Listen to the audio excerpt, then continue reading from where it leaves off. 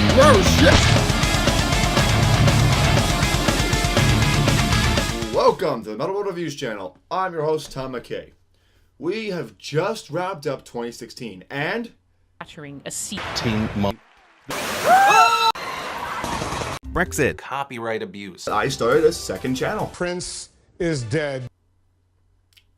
Okay, let's not talk about that right now. Okay, alright, it sucked. It really did. But we managed to get some really good music out of it, though. Yeah, we're not talking about that kind of music in this list here. Today, in this list, we're going to be talking about the worst of 2016. Although, we're talking about music, to clarify, okay? We're not talking about everything else that happened. No, that shit can go fuck off. Here, we're talking about the worst music of 2016. Because let's face it, 2016 was a shit year, so it's gonna have some pretty shit music to back it up. So, that's why I'm here to count down the top 5 worst music of 2016. But let me be clear, okay? If you see your favorite album on this list, first off, what the fuck is wrong with you? No. Look, if your favorite album's on this list, please do not take this personally, okay? This is just a showcase of my personal opinion of the music that came out in 2016, okay? So, just remember, when I'm tearing the album to shreds, just remember, I'm not attacking you. Just your garbage album. Also, if a lot of you guys are sitting there and asking, why isn't blank album on the list? It deserves to be here. Well, there's one of 3 reasons for that. Either 1, I didn't get the chance to hear it. Face it, guys, I am only human, okay? I may have cool superpowers, but I'm only human. If you guys don't see that album on the list, I most likely didn't hear it this year, because I didn't get a chance to hear everything that came out in 2016. B, I did hear it, I did hate it, but not as much as the 5 on this list. Or, remember the 3rd, you guys want to check the other list. Yeah. With all that said, I did this on the other list.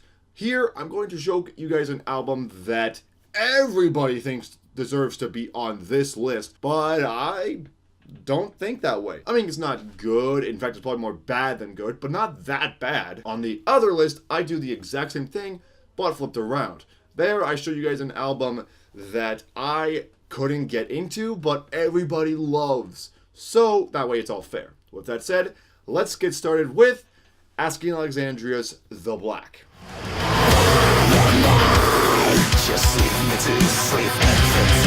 Nope, don't even touch that keyboard, okay? I know exactly what you're gonna say. But Tom, everybody heard this album. Look, yes, you're right, okay? This is a useless album. And in case you're sitting there wondering why is it useless, because this album is slamming the very singer that they ended up hiring back. Also, the fans never liked it anyway, so what's the point of it existing? Well, the point is that despite all of that, it's still a decent album. I mean, yeah, say what you want, but when this album came out back in March, I actually really enjoyed it. Dennis's vocals are intense, to say the least, when he's shrieking and growling on this thing. And his clean melodies are much better than Danny's. And the showmanship shown on this album really shows throughout the entirety of the listen. I guess I'm saying show. That's like 3 shows in 1 sentence. One second, I'm gonna get a dictionary. Don't get me wrong, there was a lot of stupid on this album, which is why it's nowhere near the best list. Mostly being the over-polished. But guys, keep in mind, that's kind of the whole point. These guys are electronic-core. Not post-hardcore, barely metalcore, electronic-core. Does it justify why everything sounds like it was farted out of a robot? No, but it does tell you why this thing is so coated with Pro Tools. But even with that said, I can't put it anywhere near the best list, as the stupid shined a little too bright on this thing. Believe me, if you've heard it, you know exactly what I'm talking about. But don't write it off as useless without even hearing it first. Trust me guys, pick the album up and hear it from there. And to Asking Alexandria, if you guys, by some miracle, are actually watching this, then please do not hesitate to play songs from this album live. Trust me, you'd be surprised how many people would actually enjoy this incarnation from the one direction of metal. The fanboys are gonna piss all over the comment section after that comment. They're so triggered! Yes, feed me with your hatred! Okay, so now that we got that out of the way, let's move on to the bottom of the list, or in this case, the top of the well of shit. That's, some would call it. Let's start with number 5, The Devil Wears Prada's Transit Blues.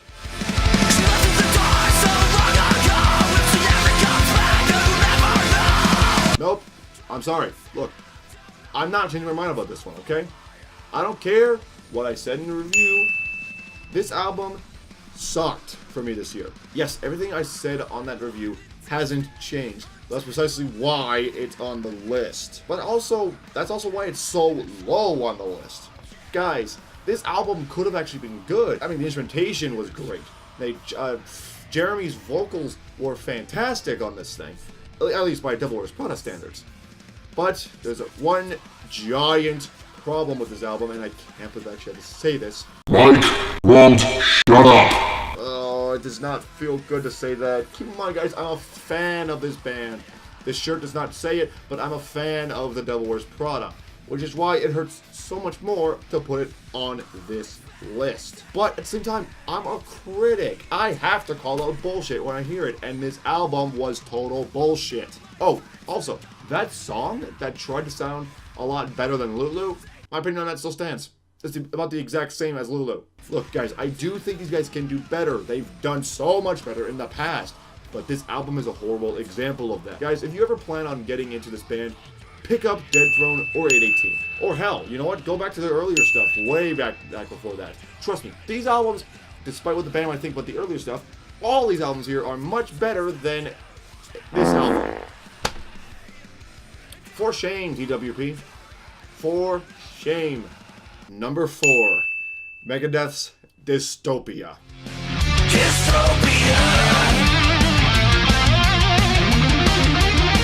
Okay, so I'm actually recording this one when I'm editing, because the original recording I had, I'm bound to get some shit for using that one. So instead I had to re-record it because a main reason as to why this album's on the list. It's not for the reason you might think. Because guarantee, I'm gonna get some people in the audience who are saying that I'm an SJW for putting Megadeth's new album on the list. And yeah, I guess you could probably think that.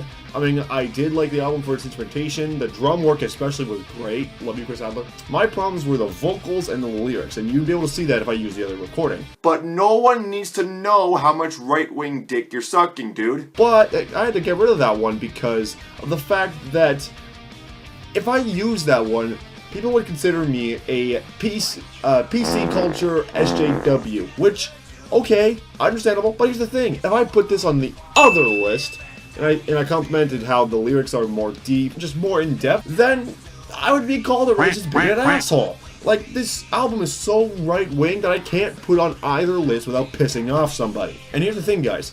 If I had to shout out my politics anywhere, I hated both of the candidates in 2016. I hated them both, okay?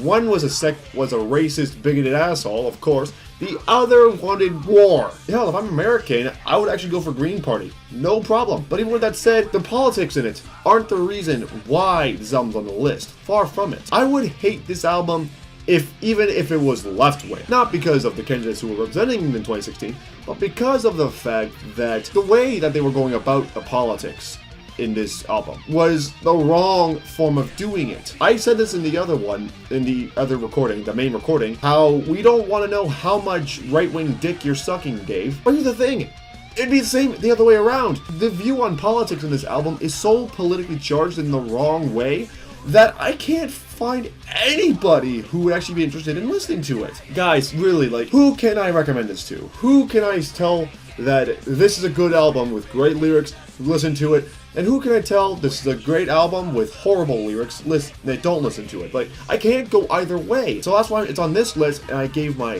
full explanation as to why I put it on this list. A better explanation than what I had before, but you know, it's still on the list. But if you guys want to call me PC cultured or racist, bigoted asshole in the comments, fine. I don't care, because you'll pretty much won't be talking to me. You'll be talking to the wall. You like that poster? Yeah, it's a good poster. I like that. It came with the double album that I got from Juggernaut. It was a good one. I like that. Yeah, I like the poster here. Yeah, it's a good one. Ugh. Okay, no more politics. On to number 3, Skillets Unleashed.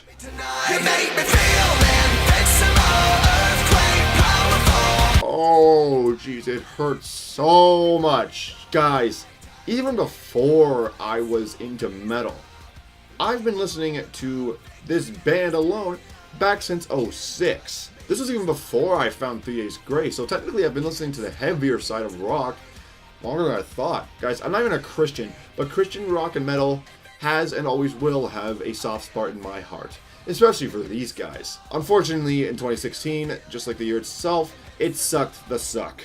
Just like TDWP, I know it has to be done. Let me explain my experience with Unleashed thus far. Alright? It all started with Pangea. The world was young, and music didn't even exist yet. Cut to well over 65 million years later, and we have the release of Feel Invincible. If you guys saw my review of that song, you already know how the reveal turned out. But I stayed hopeful, as maybe this song was just a really bad fluke. So, when I bought the album, I immediately hit play and was greeted with that really bad fluke that I didn't want to hear at the start of the album. Boo! It was followed by Back from the Dead, a decent but forgettable track, which was then followed by Stars, which sounded great instrumentally, at least for those who are into this kind of music. But when you hear the lyrics, it's more preachy than a Jehovah's Witness. You might think I'm a bit harsh on that, after all these guys are a Christian band. Yeah, and you're right, but problem is, the majority of the fan base for Skillet isn't even Christian, so boo! The next 2 tracks had the same effect on me, and I just kept thinking to myself that this cannot be it. This cannot be all this is. There just has to be something on this album, anything that can redeem this album. What I got instead was Famous. What is Famous, you might ask? Well, I'll tell you right now. It's a track about making Jesus famous. I'm sorry, let me repeat that. It's about making motherfucking Jesus Christ famous. John, buddy, you wanna know a secret? Jesus couldn't be more famous if he was on the entrance to fucking Disneyland, you dumb son of a... Didn't even album through, it just got worse and worse. And I just kept thinking, there has to be something that can be the saving grace on this album. And there was one. The Resistance. The genuinely best and frankly only amazing track on this album. At the very end of the album, of all the places you could have chose to stop being preachers and quit dicking around, you chose the end of the album. Skillet, guys, forget the fact that the music was bland and uninteresting. Forget the fact that John couldn't write a less stupid lyric sheet if he tried. Forget the fact that even Jen wasn't even playing on the majority of this album. Hell, maybe she was. I don't know. Fire the producer and find out. It's the fact that you guys chose the end of the album to finally realize what was happening and go, oh gosh, oh no, what have we done? We need to write music now. Oh no, oh gosh. Here's a track that actually is good. Here, take it. Do with it what you must. It just hurts that much more. As a fan, as a critic, I have nothing else to say here.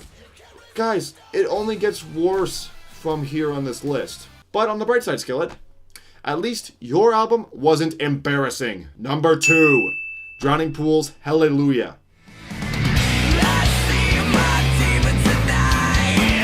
What's embarrassing about this album, you guys might ask? Well, these guys forgot that their career should have stopped over a decade ago. But seriously, this album really sucks. I may not have been a fan of these guys, but there was a lot of their earlier catalog that actually worked. Yeah, say what you want about Bodies being overplayed, but that was a really good song for the time. Personally, I prefer Love and War from the earlier catalog, and no, I will not take that back. But over time, these guys just kept becoming more bland and uninteresting. In fact, these guys have the exact same problem as Daughtry. They were always better in small doses when they were starting out. Now we have this piece of shit to deal with. And aside from the instrumentation being bland, the lyrics are worse than that. I swear to God, the vast majority of this list is mostly based on the bad lyrics. I swear to God, guys, after seeing the lyrics on this album, I think it was too harsh on Skillet. Guys, will you ever forgive me? But no, seriously, the lyrics here really do suck. Honestly, after reading through, I feel like the YouTube comment section has more dignity than this bitch. Hell, maybe that's where you guys' lyrical inspiration from. I don't know. Okay, so I'm just gonna, you know what? I'm gonna put off the number 1 spot for a little bit. As a number 1, I'm just going to put this one off a little bit longer. Alright, what I'll do instead is I'll talk about the EPs. Yeah, I did something other than this too, so for consistency's sake, I figured I would talk about the worst EP of 2016. Just to hold on the pedestal of bullshit right next to the worst one. So without further ado, the worst EP of 2016 is not No Lives Matter. Yeah, okay, I know what I said in my review, okay? I spent 15, nearly 20 minutes talking shit about this album. I mean, my opinion hasn't really changed, to be honest. At least not by much. The problems that I did mention still stand, but the production quality, while not great, I did get the chance to talk to a lot more experienced thrash fans on the particular topic, and yeah, maybe I was a bit harsh on that particular topic. So, yeah, this album's not on the list. Wow, I'm really delaying as much as possible, am I? Huh.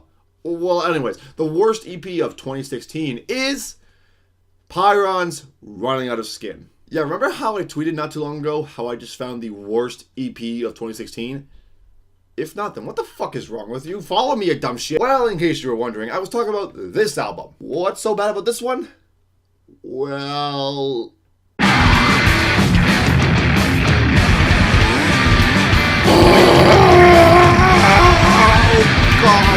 God, turn it off. Oh, dear God, I did not need to hear that. Oh, fuck me. Do I even need to explain this to fans of this band? How can you listen to these guys? No, seriously, I genuinely want to know. How are you able to be fans of this band and with this kind of sound? Keep in mind, guys, I'm not saying that this band sucks at writing music. I can't say that. After all, you can't judge what you can't fucking hear.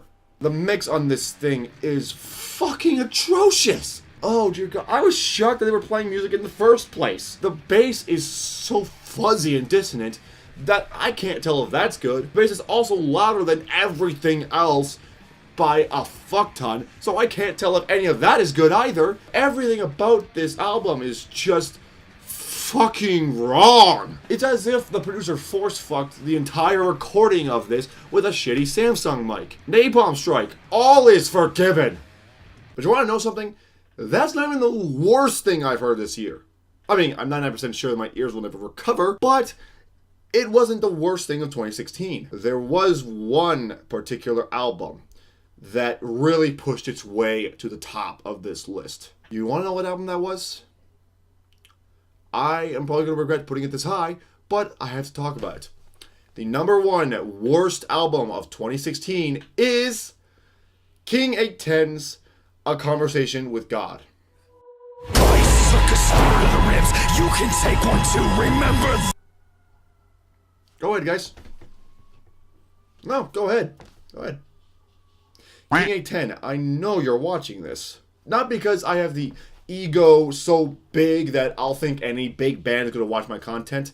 No, absolutely not. But I know that King 810, the band members, will purposely try to make their way to the top of any worst of the year list. So they'll want to make sure that they ended up their way up there.